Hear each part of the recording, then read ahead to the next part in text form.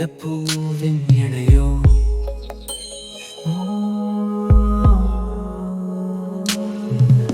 மேகம் வரும் மேளமிடும் தூறல் வீழும் வாசம் தரும் தாகம் எழும் தேகம் தொடும் தூரம் தீரும் தீயை தரும் இருமலரிதழ் தீண்டி திறந்திட சேர்ந்ததும் இதம் தேனை வார்த்திட தீஞ்சுவை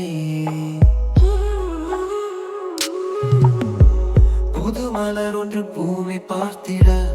இருமுகில் இங்கு மோதி பொழிந்திடும் பால்